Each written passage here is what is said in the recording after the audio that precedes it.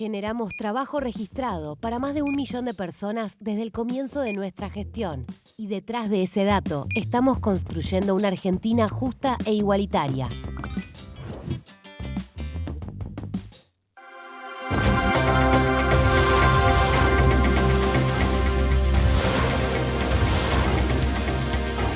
Ellos son tu voz.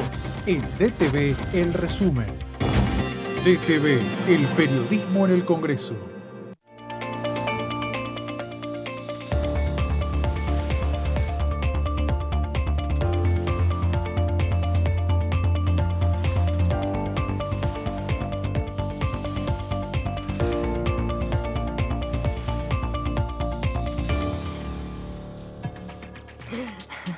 Hola, hola, ¿cómo les va? Muy bienvenidos a El Resumen. Obvio, por supuesto, por la pantalla de Diputados Televisión. Mi nombre es Lourdes López. Vamos a estar acompañándolos durante 1 hora con José Di Mauro, con toda la información. Bueno, tratando de, por supuesto, acompañar a este equipazo que hoy vamos a estar trabajando. Obviamente todo lo que tiene que ver con agenda parlamentaria, qué es lo que se viene y qué es lo que ha quedado en el tintero, porque por supuesto hay mucho que debatir todavía y hay muchos proyectos que se empujaron, avanzaron, tuvieron dictamen, primera competencia, segunda, hasta tercera inclusive. ¿Y qué pasó? Subió al recinto y después quedó en la nada misma. Sí, vamos a hablar mucho de esas cosas, de esos temas importantes que fueron muy requeridos.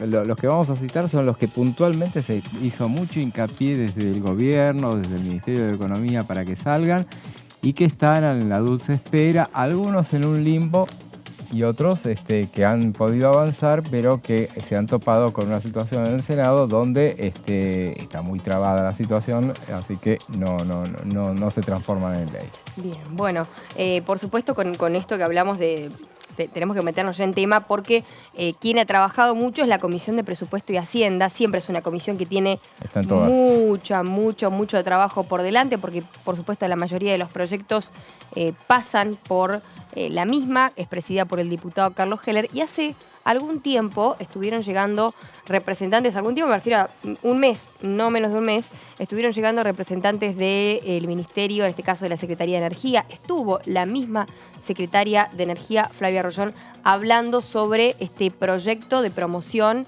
al régimen de promoción del gas natural licuado o el proyecto de GNL, donde también se abordó, por supuesto, lo que sucedía con el gasoducto y ella explicaba una de las grandes, los grandes beneficios que tiene, claro, que pueda finalmente aprobarse este régimen de promoción del gas natural licuado. Y por supuesto, quien hablaba al respecto, el diputado Carlos Heller, presidente de la Comisión de Presupuesto y Hacienda, que fue uno de los también que más trabajó sobre este tema.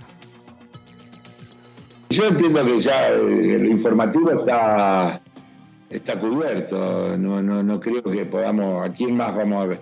Vinieron todas las áreas del Ejecutivo que pueden tener que ver con el tema, vino la gente de YPF, que vino también una delegación, vinieron técnicos, financieros, el presidente, etcétera, se contestó todo tipo de preguntas. Yo creo que la etapa informativa está cubierta y ahora es necesario pasar a la etapa deliberativa, pero bueno, hay decisiones que también tienen que tomar las autoridades políticas del bloque y de la Cámara, porque hace a las discusiones y a la búsqueda de acuerdos para sesionar. Ustedes saben que desde hace un tiempo nos cuesta poder acordar un orden del día, son todas cosas que se discuten y que son muy trabajosas para poder acordar y para poder llegar a tener alguna sesión. Uh-huh. Carlos, y bueno, sí. y lo mismo nos pasa con la comisión. Entonces yo creo que a la verdad tendremos que convocar a la Comisión de Presupuesto para tratar ese y algún otro tema, pero bueno, lo tendremos que coordinar con las autoridades de la Cámara y con las autoridades del bloque nuestro. Bien, bueno, por supuesto tratando de hacer el aporte desde su espacio político, pero también hubo particularmente otros tipos de declaraciones que, pensando en la ley de alquileres también, que es otro de los temas que fue consultado, que estaba en agenda, que lo trajimos ayer de nuevo en agenda, al hablar precisamente de este proyecto tan importante que finalmente se espera que llegue lo antes posible al recinto. Creo que lo peor que podría pasar es que esto quedara en manos del mercado. Es decir, suponer que una regulación no funcionó y que por eso hay que desregular, creo que es el error más grande que se puede tomar, se puede llegar. Espero que no pase. Yo creo que buscar incentivar a los eventuales alquiladores para que los eventuales inquilinos puedan acceder estaría bien. Yo creo que hay una opinión muy personal mía, ¿no? Que la ley de alquileres debería tener un ajuste similar al que acordamos con el tema de los créditos UBA, es decir, que si alguien toma un alquiler y paga un X porcentaje de su salario, sepa que eso se le va a mantener estable y en todo caso el beneficio fiscal o la creación de un fondo compense al propietario por los eventuales desfasajes que hubiera entre ese índice y, por ejemplo, la inflación, de manera que no perduran frente a la inflación o cosas por el estilo. Y después sí, creo que habría que gravar, dicho esto, lo que habría es gravar fuertemente las viviendas ociosas, de manera que el incentivo para alquilar sea real, porque no tenerla ocupada genere un verdadero costo, ¿no? Es una situación en la Ciudad de Buenos Aires notable. Uno recorre barrios y, bueno, lo que pasa es que son todos edificios hechos no para la gente que necesita alquilar. No. Hay edificios enteros cerrados, terminados y sin inquilinos y sin propietarios.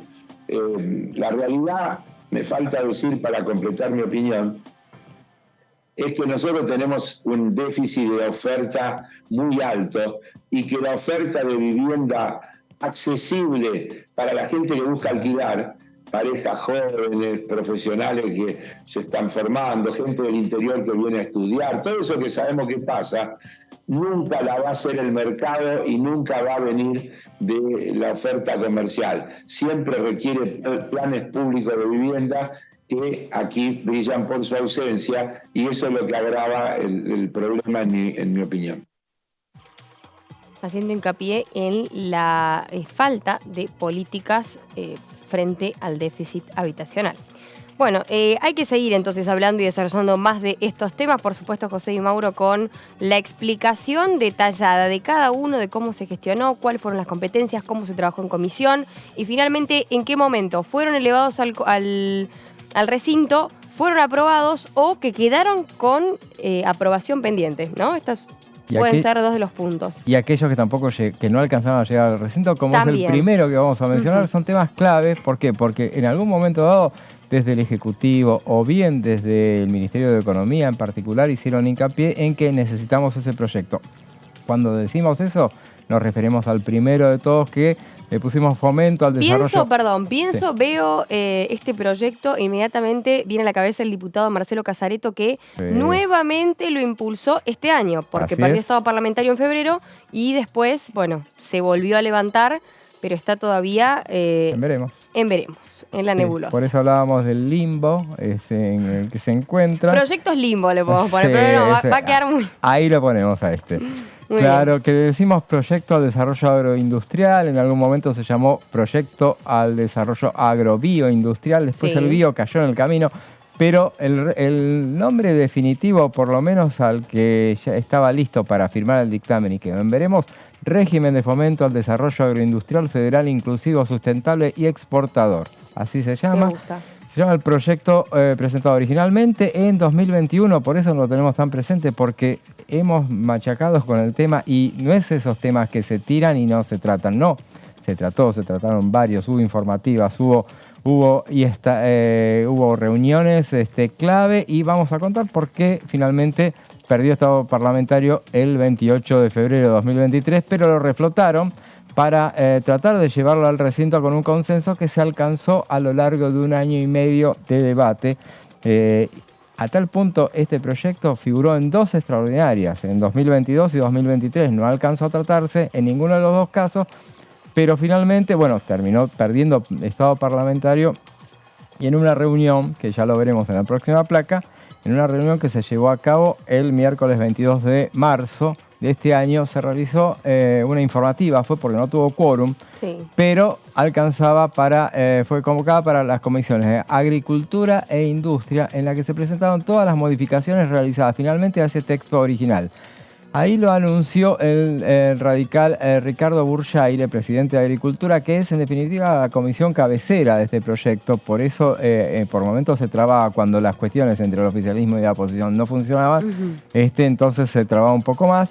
El proyecto ahí confirmó que la iniciativa original tuvo muchas modificaciones que se trabajó mucho. Tantas fueron las modificaciones que un proyecto que originalmente tenía 15 artículos terminó teniendo 22 artículos, pero fundamentalmente no es que se le agregaran funciones o sobre todo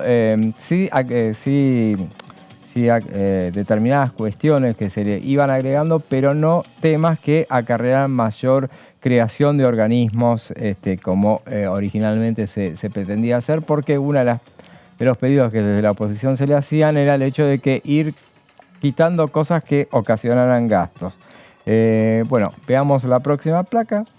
Se trata de un proyecto que busca promover las inversiones y las exportaciones mediante una serie de incentivos fiscales. Ahí está el tema, ¿no? Los incentivos fiscales, que es algo que por ahí termina siempre siendo una traba a la hora de exportar o invertir, en este caso, y de alguna forma potenciar cada una de las matrices productivas. Claro, así es. Había sido presentado este proyecto en septiembre de 2021 en presencia, inclusive a tal punto se le daba importancia a este tema que habían estado presentes el presidente de la Nación, Alberto Fernández, la vicepresidenta Cristina Kirchner, que no siempre están juntos. Yo pensé que, claro, pero yo pensé que realmente iba a llegar mucho más rápido al recinto, que se iba a aprobar y pasaba directamente a Senado. Pero es como que se detuvo. Sí, se detuvo. Nunca terminé de entender por qué. Lo hablamos en su momento, lo contó varias veces, inclusive por Diputados TV, el diputado Ricardo Burjaire, que decía que originalmente cuando había llegado no le gustó para nada el proyecto, pero obviamente los proyectos se lanzan, se debaten y después se van modificando. Recordemos, en todo caso. industria, ganadería, industria, agricultura y ganadería y presupuesto y Hacienda fueron las tres competencias que tiene este proyecto. Así es. Presupuesto, como suele suceder, se agrega al final. Exacto. Debatan ustedes y después me lo traen ya hecho y vemos en ese camino. Es probable que la Oficina de Presupuesto del Congreso aporte datos que en este caso no sé si lo hizo, imagino que sí. Pero finalmente en esa reunión del 22 no me acuerdo la fecha, pero que hicimos el 22 de marzo, mirá cuánto tiempo llevamos, se anunció como que ya estaba. Inclusive en esa reunión, en ese plenario que se hizo, el presidente de Agricultura, que era la cabecera, que Burjaire, le cedió la palabra a Casareto, justamente, que fue el encargado de detallar todas las modificaciones que se le habían hecho, artículo por artículo, todo lo que se había agregado, todo lo que se había quitado, detalló todo, pero y hacían hincapié en el objetivo que era llegar a 200 millones de toneladas de producción de cereales, oleaginosas y legumbres en 2030 e incrementar las exportaciones en 7.000 millones de dólares. Era tan ambicioso que se modificaron algunas fechas porque claramente se fueron corriendo los tiempos, pero ¿qué pasó? Hubo un momento dado en el cual estuvo a punto de salir el tema, pero ¿qué es lo que ya estaba todo arreglado, que se habían puesto todos de acuerdo? Había 90% de acuerdo.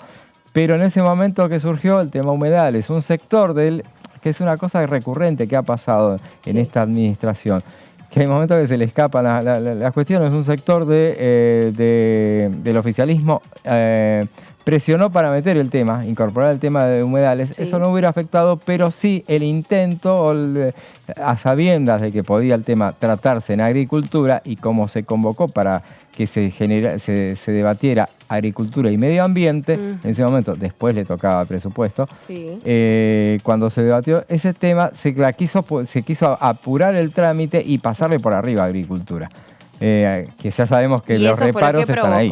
Claro. Agricultura dijo, sí, no te firmo nada y te paro esto. Ahí y eso fue lo que sucedió. Capaz se molestaron ciertos miembros de la comisión y bueno, por eso también las declaraciones de... Ese tema lo conoces muy bien y evidentemente, finalmente, porque siempre decimos, el tema humedales es una cuestión que tiene muchísimo apoyo, pero también siempre está la puja extractivista y más conservacionista, ¿no? Esto de decir, bueno, ¿cómo podemos explotar un recurso de manera sustentable, generando beneficios, generando avances en materia productiva y en materia económica, pero sin destruir lo que tenemos? Obviamente que si explotamos un recurso con técnicas que no son sustentables y no van de la mano con el medio ambiente, lamentablemente en algún momento se va a terminar y va a pasar lo que está pasando con los problemas con el suelo, desertificación, bueno, producto también de la sequía, y después termina generando pérdidas a la larga, ¿no? Es una cadena bastante injusta, pero es lo que sucede. Es lo que sucede, y en este caso, bueno, muchas veces tiene un rechazo transversal de todos los sectores. Pero bueno, la cuestión es que ese tema quedó en veremos. Finalmente, cuando se trató ese 22 de marzo el tema, el proyecto, y no se lo hizo circular el dictamen, sino que se lo explicó, hubo algunos cuestionamientos, dijeron, muchachos, miren que si tratemos de sacar esto, por lo menos, dijo Casareto esa vez, con la anuencia de Burjaile, y todos pensábamos en que eso salía, porque decían, no tratemos de hacer más modificaciones ahora porque si no volvemos para atrás con el tema. Bueno, finalmente el tema quedó en veremos, está listo ahí. Cuando les consultamos a las partes, dicen, bueno, está listo para salir, veremos si es el momento adecuado, esperemos que no pierda estado parlamentario y veremos si alcanza a tratarse antes de fin de año. Muy bien, bueno, un tema importante, pero quien habló al respecto fue precisamente el diputado Casareto, porque, bueno, es un proyecto de él, que él también le fue haciendo el seguimiento correspondiente, y esto decía sobre este tema.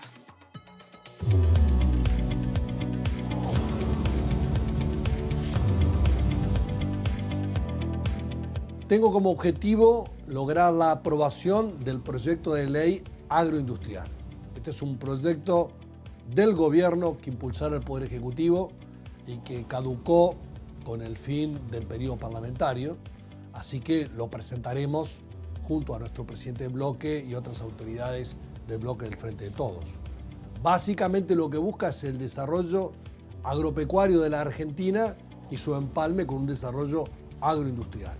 Así que le daríamos ventajas a aquellos sectores que quieran invertir en la agroindustria con beneficios de amortización acelerada de impuestos a las ganancias, devolución de los saldos técnicos de IVA, dentro de los principales beneficios impositivos para promover la inversión, lo cual le va a aportar dólares a la economía nacional, y la exportación de bienes agroindustriales tan importantes para el desarrollo de toda la Argentina y puntualmente de la provincia de Entre Ríos a la que yo represento. Así que este es un objetivo de avanzar rápidamente en el Congreso con la Ley de Desarrollo Agroindustrial.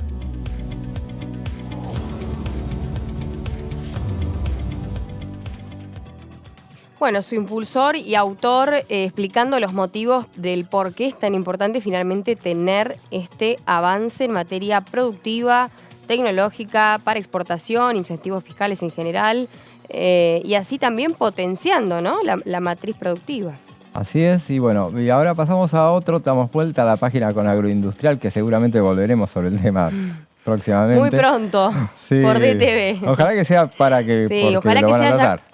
Con un aprobado, ¿no? Que ahí veremos. Pero bueno, vamos a otro tema que este también viene proveniente del Ejecutivo, régimen de promoción del gas natural. Estamos con la onda medio ambiente. Te estaba por decir lo mismo. Me gusta porque son todo medioambiental, bien con ese tema. Así estamos, y bueno, este tema tuvo bastante debate en julio, un mes que en general es el mes de receso. Acá se trabajó mucho con este tema, también lo difundimos bastante esta cuestión acá en el programa. El martes 4 de julio y el 11 de julio se realizaron sendas reuniones informativas en las comisiones de Energía y Combustibles y de Presupuesto y de Hacienda, con las presencias del presidente de YPF, Pablo González, él vino primero en la del 4 de julio, y la secretaria de Energía, Flavia Rollón, que vino el 11 de julio, quienes expusieron sobre el proyecto de ley de promoción del GNL enviado por el Poder Ejecutivo al Congreso de la Nación. Veamos la siguiente placa de qué se trata esta iniciativa, que es la iniciativa que el Poder Ejecutivo remitió al Congreso el pasado 29 de mayo, o sea que es bastante reciente, a diferencia de otras iniciativas que, bueno, las manda y tarde.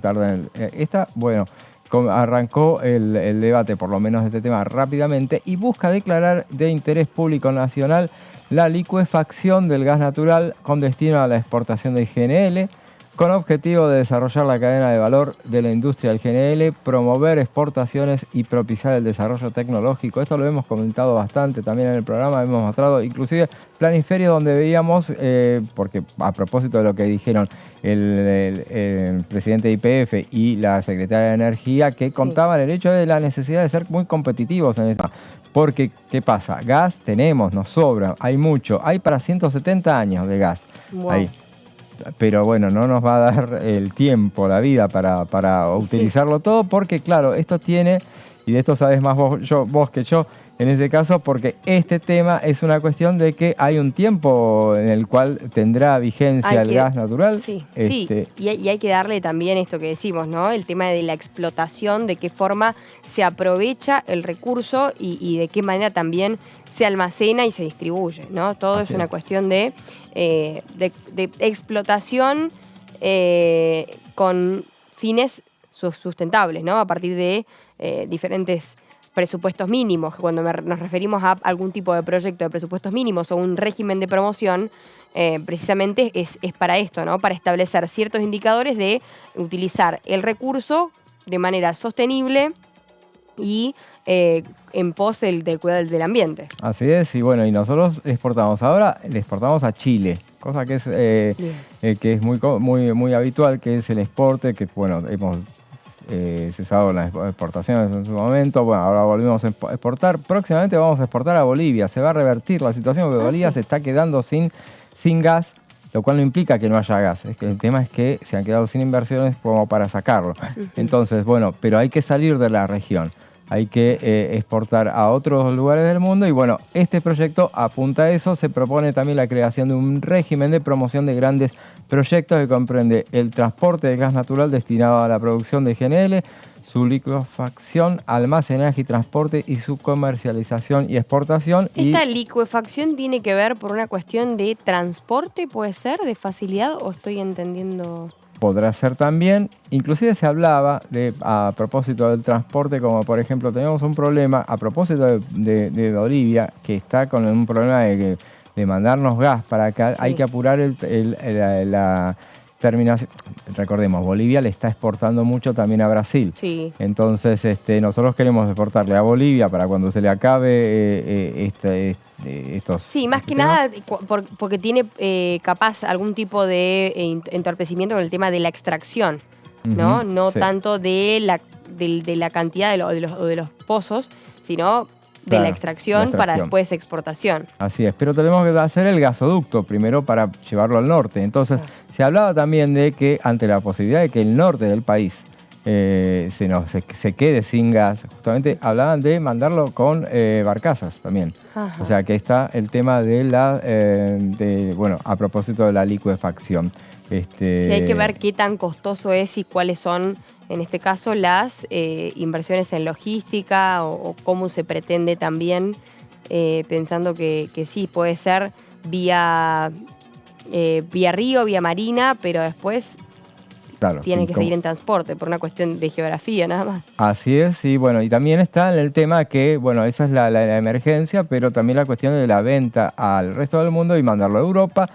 Y si veíamos el otro día unos planos que mostró la Secretaría de Energía en su momento, en su paso por acá, mostraba lo que dejaba claro la distancia que tenemos con el resto del mundo y es esto que tiene que ser compensado en materia de costos. Por eso tenemos que agilizar todos los temas, que poner en marcha las leyes correspondientes como para que nos permita ser competitivos en la materia.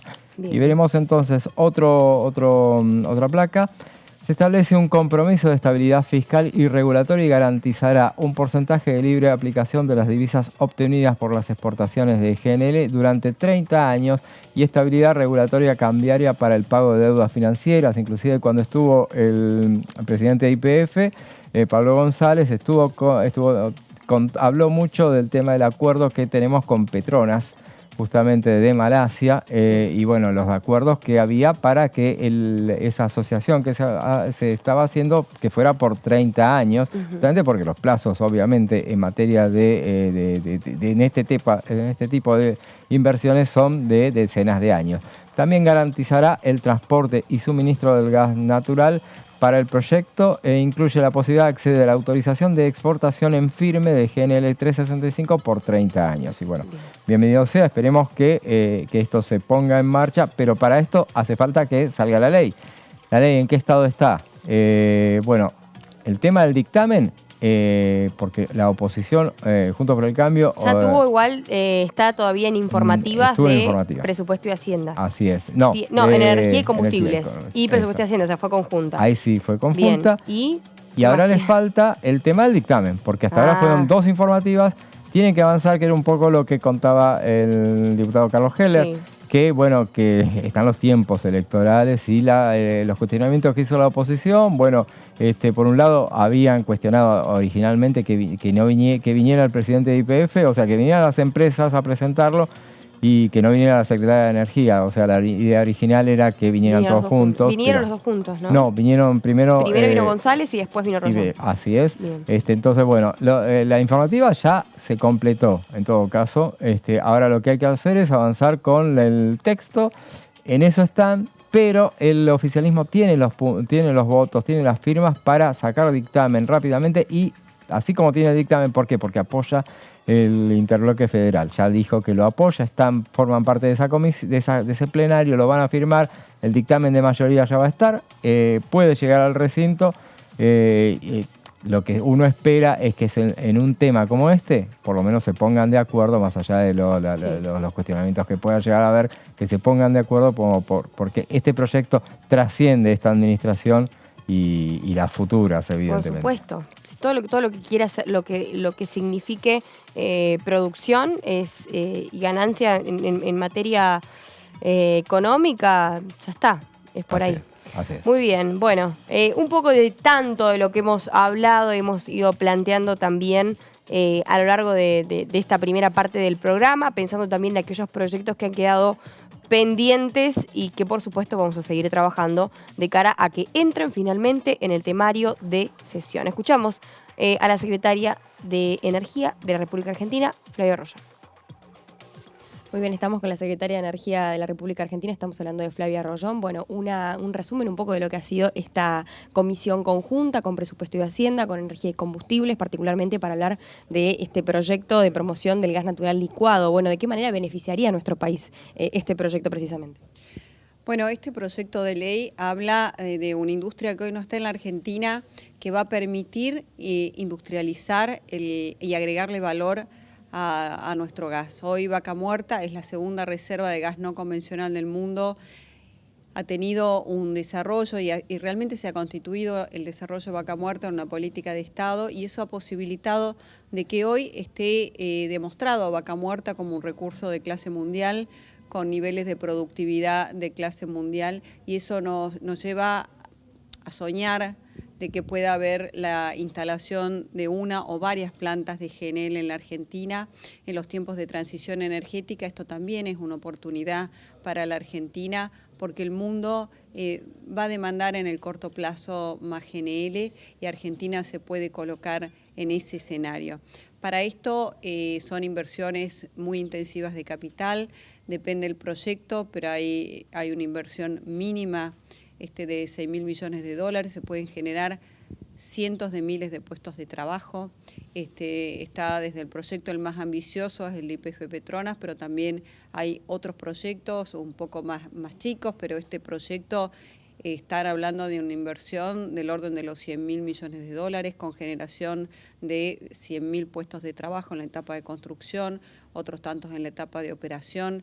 Y hoy, en los tiempos de transición energética, claramente tenemos una ventana de tiempo acotada para aprovechar estos recursos y Argentina tiene este desafío por delante. Nosotros trabajamos en este proyecto de ley justamente para que Argentina pueda estar a la altura de las circunstancias y sería oportuno de que Argentina y el Congreso comience a dar el marco de las políticas públicas para que el GNL se desarrolle en la Argentina.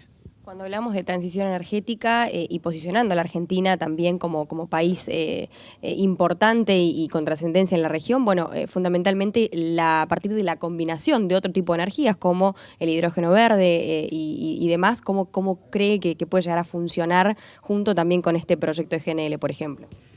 Bueno, claramente el GNL es un proyecto en lo inmediato, el escenario ha cambiado, se prevé un aumento del comercio del GNL en el corto plazo, por lo ocurrido con Rusia, por justamente los compromisos de bajar las emisiones y donde gran parte del mundo todavía genera energía a partir del carbón y el gas está definido como el combustible de transición porque genera muchos menos emisiones que el carbón. Y a largo plazo tenemos el desafío del hidrógeno, por eso también mandamos en el mismo momento el proyecto de GNL y el proyecto de hidrógeno.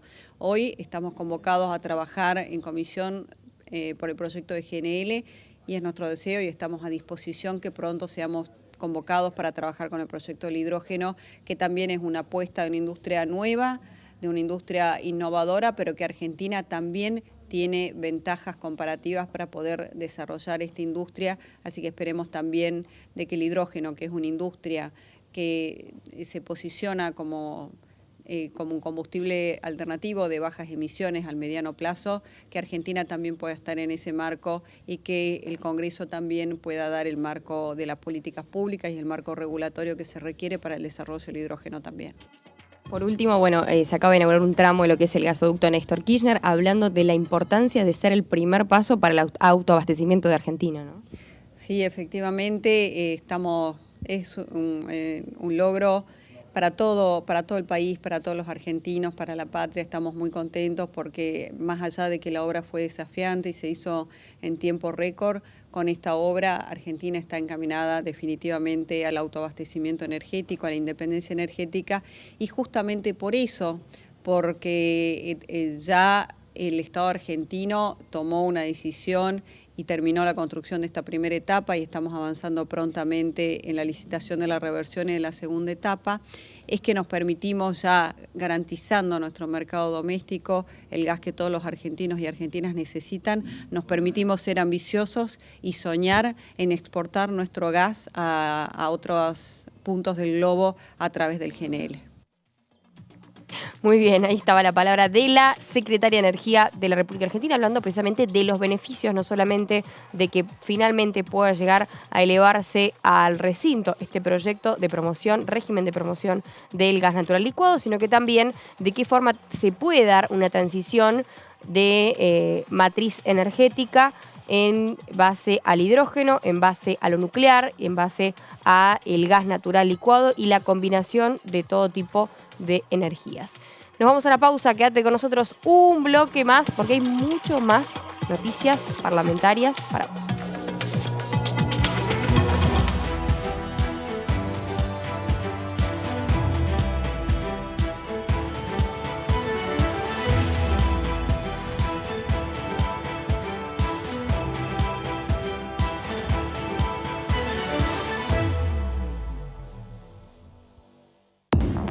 Hola, bienvenidos a una nueva jornada del resumen de noticias. ¿Cómo andan? Bienvenidos, bienvenidas. Aquí estamos en la tercera edición de DTV. Yo presenté un proyecto para armar 400 mercados centrales, es decir, que el productor venda de manera directa y bajar el precio de los alimentos. No es la única medida, hacer un plan antiinflacionario implica varias medidas, pero esa es una de las claves.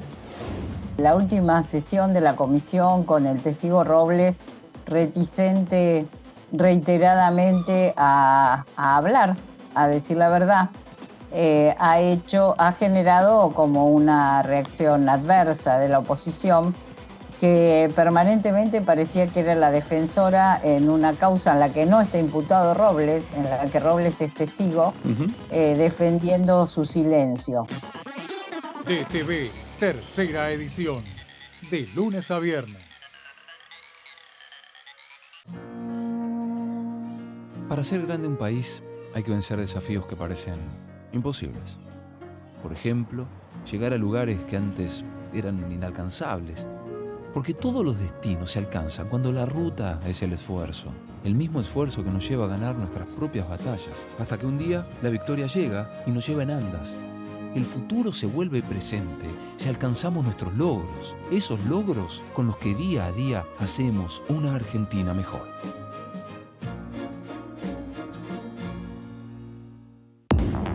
Bienvenidos a Mundo Villa, el programa periodístico de los barrios de la ciudad, del conurbano y de todo el país. El gasoducto Néstor Kirchner, que se ha inaugurado hace pocos días, es uno de los emblemas que tiene que ver con proyectar el país a mediano y largo plazo, tratando de generar esa soberanía no solamente energética, sino de desendeudamiento que necesita nuestra Argentina para poder combatir estos flagelos, para poder seguir acompañando nuestro modelo productivo con inclusión. La Fundación, después de 5 años recorriendo las cárceles con el proyecto, digo que sin querer queriendo se pasó a llamar Libros en los Pabellones, porque un poco es eso, ¿no? Sí. Llevar la lectura, llevar el libro, el acceso a la lectura a los pabellones, a las cárceles. Y bueno, un poco fue el parate y dije, bueno, si no paro ahora, quizás no paro más. Y fue y tomar una pausa y tomar coraje, ¿no? Porque también digo, es una apuesta. Mundo Villa, martes, 23 horas.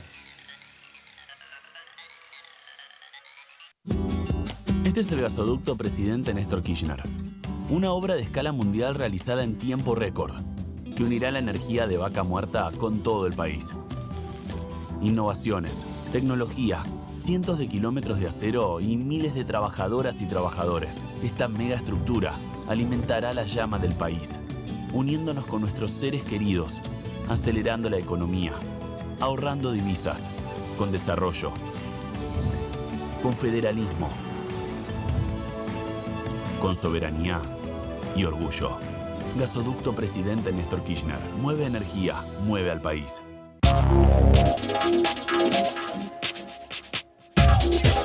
DTV es información, diálogo, análisis. DTV es federalismo, pluralidad de voces, libertad de expresión. DTV es todo lo que un país en democracia tiene que ser. DTV es tu voz en el Congreso. Este 2023, seguí eligiéndonos. DTV, el periodismo en el Congreso.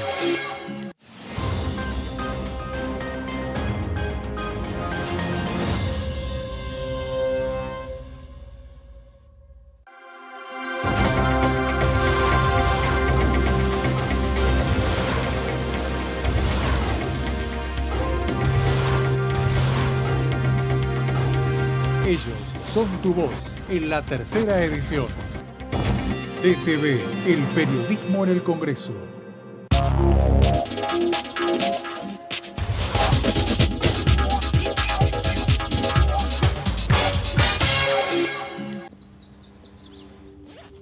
Comenzaron las clases y está todo listo. Las ganas de aprender y ganas de enseñar. Yo también estoy lista. Estoy listo para hacer nuevos amigos y amigas. Estoy lista para ponerme en el lugar de los demás. Estoy listo para decir no a los apodos ofensivos. Y a decir que no cuando algo no me gusta. Estamos listos y listas para decir bullying. En mi aula no tenés lugar.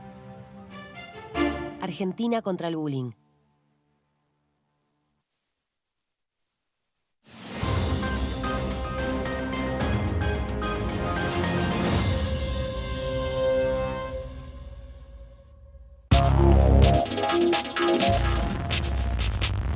DTV es información, diálogo, análisis. DTV es federalismo, pluralidad de voces, libertad de expresión.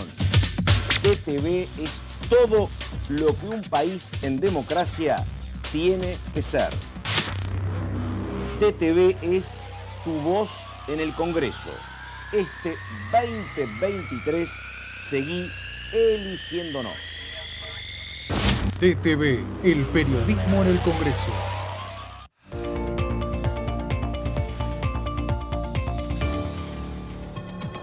Muy bien, bueno, continuamos por la pantalla de Diputados Televisión. Esto es el resumen, mucha más información parlamentaria, datos, información de lo que se puede llegar a venir y también, por supuesto, de lo que tiene la agenda parlamentaria, que al menos esta semana viene bastante tranquila, ¿no? No hubo juicio político, que esto es lo que estábamos en duda, que si se daba, que ya de alguna forma se venía barajando que no iba a ser en este caso la cita por lo que había sucedido en la última reunión por coparticipación, que en este caso se ausentaron los invitados para brindar testimonios, y por el otro, bueno, paso, poca actividad en general. Claro, justamente, y uno pensando en la eventualidad de juicio político, esa comisión que es la que más se reunió durante este año, esperemos a ver si transcurre el día sin ninguna convocatoria, digo, la tarde termina sin ninguna convocatoria, no habrá nada el jueves. Bien.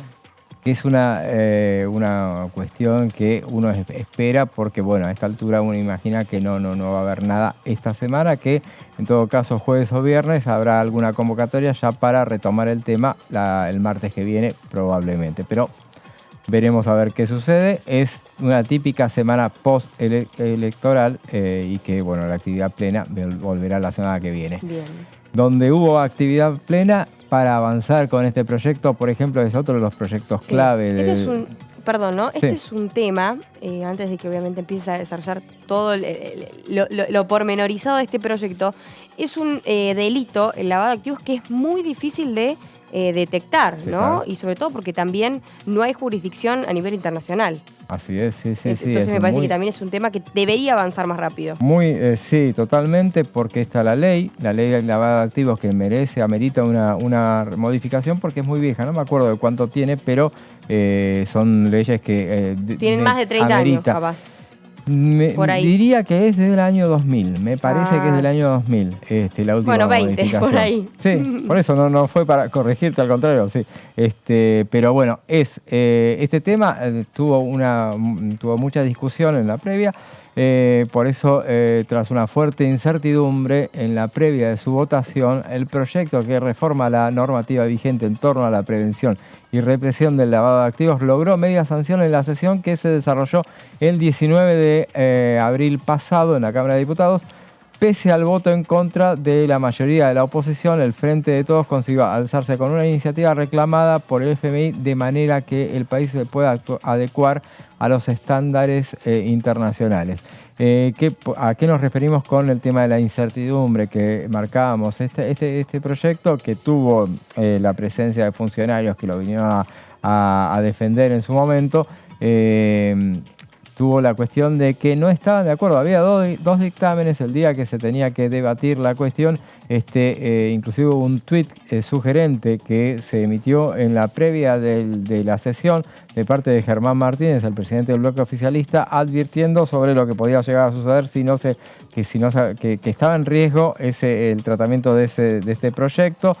Finalmente lo que se alcanzó a hacer fue justamente avanzar con la iniciativa. Estuvieron los votos y uno lo que dice en muchos casos, lo que pasa, se aprobó con lo justo, ya vamos a ver el número con el que se aprobó, y lo que sucede en esos casos es que muchas veces se hace una retirada de diputados estratégica, de modo tal de que de parte de la oposición como para colaborar sin decir que colaboro. Claro. No te voto, pero tampoco te voy a bochar este proyecto. Entonces, tuvo en cuenta la oposición en ese momento que urge su aprobación para el gobierno a raíz de que en septiembre de este año comenzará Argentina a ser evaluada por el GAFI sobre el Grupo de Acción Financiera Internacional, si tiene aprobado este tema. Entonces es muy importante para este gobierno y para el que viene seguramente. Entonces vamos a la siguiente placa. Vamos a contar de qué manera se aprobó.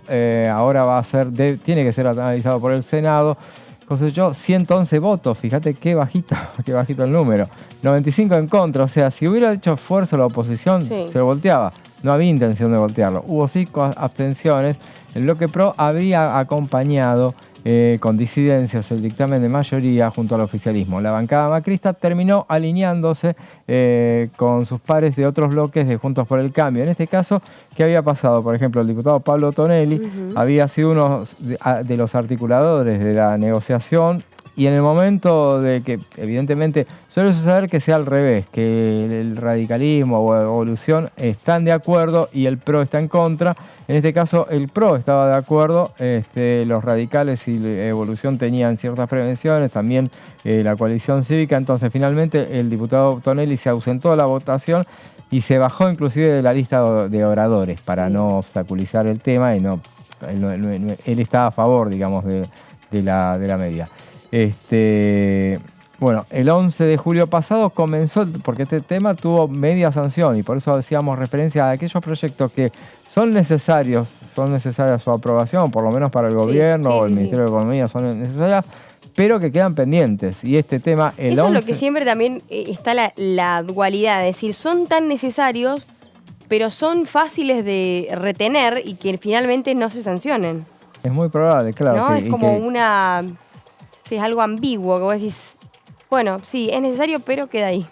Queda ahí, y acá hubo una reunión el 11 de julio pasado. Recordemos que esto había sido aprobado, bueno, no pasó tanto tiempo, sí. Pero comenzó en las comisiones de Justicia y Asuntos Penales y de Presupuesto del Senado, con la presencia inclusive de Ricardo Casal. Tengo memoria de que hace bastante ya se viene intentando dictaminar finalmente en comisión. Claro, el año pasado ya se había empezado a hablar de este tema, de la posibilidad de tratarlo. Finalmente, recordemos, el 19 de abril, me estaba fijando cuándo se había aprobado. El 19 de abril tardó hasta julio recién en que... Pero, ¿qué es lo que pasa? Que el Senado está muy trabado en este momento. Estuvo la presencia de Ricardo Casal, secretario de la Secretaría Legal y Administrativa del Ministerio de Economía, Juan Carlos Otero, que es presidente de la UIF, la Unidad de Información Financiera, Martín Brellinger, director de comisiones de la Comisión Nacional de Valores. O sea, estuvieron todos en una reunión para informar sobre el tema, pero el tema quedó, tiene que volverse a reunir, tiene que dictaminar, tiene que ir al recinto. Claro. Y el tema en el Senado está muy trabado. Me animaría a decir que no llegamos a septiembre, no sé qué pasará en ese caso, pero habrá que esperar y quedará para la próxima gestión si no lo terminan de aprobar, que así como están las cosas en el Senado está medio complicado el tema. Bien. Con ese tema terminamos ya con esa cuestión, pero tenemos más proyectos. Tenemos más. Bueno, si querés, antes también teníamos otro de los...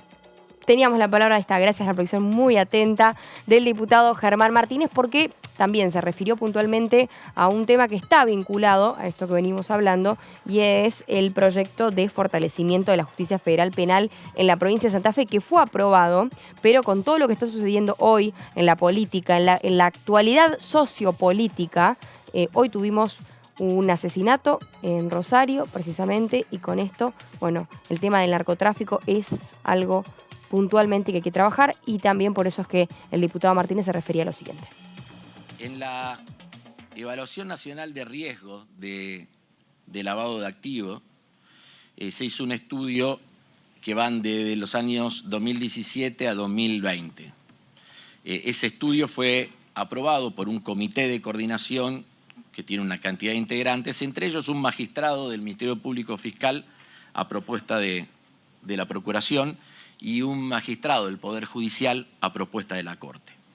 Allí quedó claro que en el segundo escalón de mayor riesgo para el lavado de dinero están las sociedades de acción por acciones simplificadas. Tenemos un problema. Sin lugar a dudas tenemos un problema. Negar que tenemos un problema alrededor de las sociedades por acción simplificada me parece que sería equivocado. Y esto no va en contra de la herramienta. Pero una cosa es la herramienta y otra cosa es la utilización. Y creo que en esto no solamente hay una cuestión que nos abarca a nosotros como legisladores, sino que también abarca a jurisdicciones provinciales que tienen que llevar adelante los registros públicos en sus provincias. Entonces hay mucho por hacer. Nosotros hoy estamos presentando un proyecto con la diputada Penaca y con la diputada Moró en este sentido, de un régimen de transparencia para las SAS. Y ojalá que podamos dar los debates que tengamos que dar, pero que no nos impidamos darlo. No nos impidamos darlo. Y que veamos todo, veamos en qué territorios hay determinada cantidad de SAS, en cuáles ese número se multiplica por 7, por ejemplo. ¿Dónde operan? ¿Dónde están los domicilios donde después operan y dónde se registran las sociedades anónimas simplificadas? ¿Qué pasa con los balances? ¿Qué pasa con tantas situaciones que se necesitan para controlar? No nos impidamos dar ese debate. Muy bien, bueno, tema caliente también que quedado y que, bueno, nos referimos a lo que está pasando hoy, que viene pasando ya hace tiempo. Bueno, si te acordás que hace 2 o 3 meses, capaz un poco más, principios del mes de marzo, explotó tema narcotráfico. Claro, Estaba sí. por todos lados que decían, no, por una cuestión electoral. Chicos, eso hace años que viene trabajándose. Creo que va independientemente del gobierno de turno, sino que es una situación realmente crónica, severa, que, bueno, está ligado a los temas que hoy estamos debatiendo, que tienen que ver con la justicia federal, que tiene que ver también con un montón de otros proyectos que lo estamos teniendo hoy en el tintero. Claro, obviamente, y hay momentos que tienen explosión mediática y bueno, fue un poco lo que estaba sucediendo con el tema. A veces necesitan un empujoncito a las leyes mediático o algún hecho que los exponga como para que se terminen aprobando.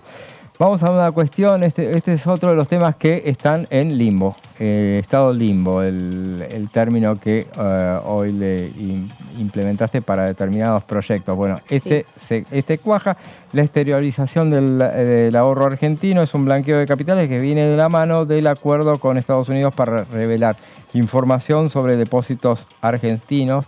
Y figuran primero este tema en la grilla de las expectativas del ministro de Economía, Sergio Massa. En su momento él dijo que estaba el año pasado, ya cuando se estaba firmando el acuerdo, allá por diciembre del año pasado, esperaba su tratamiento en extraordinarias. Dijo en ese momento hubiera necesitado que saliera en diciembre, en realidad, porque para que el acuerdo con Estados Unidos se pudiera poner en marcha ya para el mes de marzo. Claro. El texto tenía, según lo que se conocía, incluía la fecha de vencimiento para que entrara el 1 de enero en realidad. Pero finalmente el tema no empezó. ¿Y qué pasó? El ministro de Economía, la semana pasada, el 8 de agosto, antes de las elecciones, había responsabilizado inclusive a la oposición por frenar la norma. Él dijo en ese momento, dijo que, ¿por qué lo decía? Porque este tema, lo que se pudiera llegar a conseguir en términos de recaudación, podían llegar a compensar lo que se había perdido en la sequía. Con esto solamente, él dijo en ese momento. Está bien, medio exageró, dijo que hacía 8 meses que estaba en el Congreso. En realidad, sí, hacía 8 meses que se estaba debatiendo. El proyecto en sí terminó llegando a fines de julio, pero en realidad tampoco se trató. Claro. El 6 de junio, en realidad, fue 3 semanas después de haberse anunciado su envío al Congreso, ingresó formalmente a la Cámara de Diputados el proyecto del Poder Ejecutivo sobre el blanqueo de capitales dirigido a personas físicas, sucesiones indivisas y empresas. Quienes se acojan al régimen tendrán alícuotas de pago de un impuesto especial de entre 5 y 20% y será mayor en caso de que los bienes declarados no se repatrien. La iniciativa titulada Exteriorización del ahorro argentino se enmarca en el acuerdo entre el ministro de Economía, Sergio Massa, el embajador de Estados Unidos, Mark Stanley, y el titular de la AFIP, Carlos Castañeto, sobre intercambio de información financiera. Y antes de que, cuando finalmente se mandó, se había eliminado el capítulo referido a la figura del colaborador, ese que era medio polémico, que era, muchos decían, el buchón.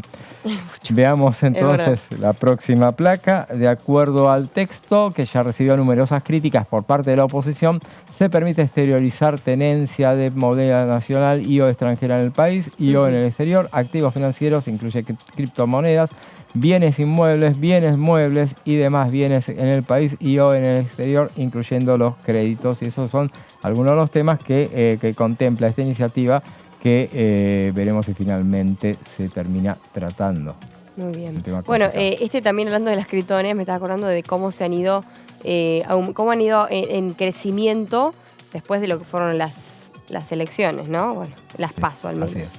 Un tema también para debatir. Bueno, vamos a la modificación del sistema estadístico nacional. Entonces, ¿qué quiere decir este proyecto? Este es limbo, porque ni se trató nada, pero se mencionó. Por ejemplo, el proyecto pretende adaptar la producción estadística de las nuevas prácticas internacionales a las nuevas prácticas internacionales y modifica la naturaleza jurídica del INDEC como un ente descentralizado y autárquico con autonomía funcional. Este proyecto estuvo en extraordinarias, no se trató, estaba en el número 26 de extraordinaria.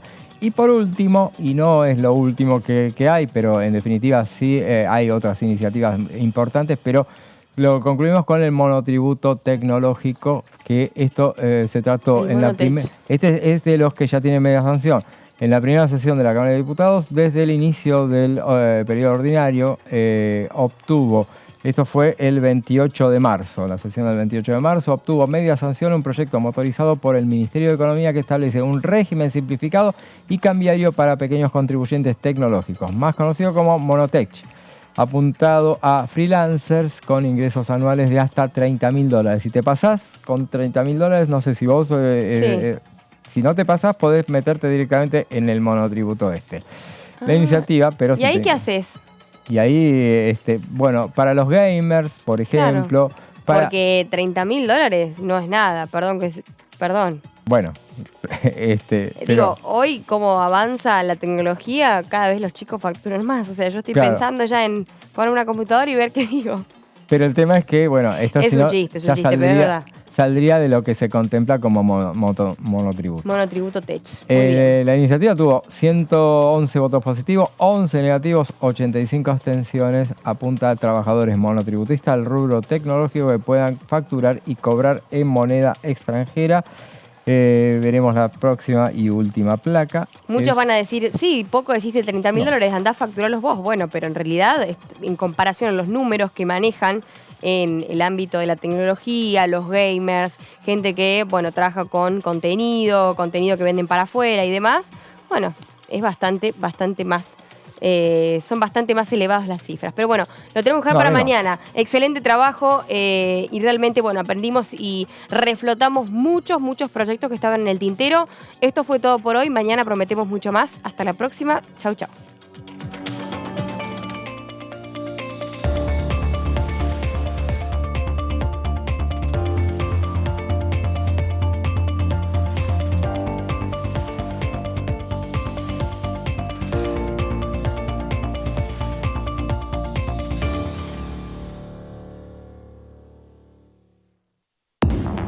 Bienvenidos a Mundo Villa, el programa periodístico.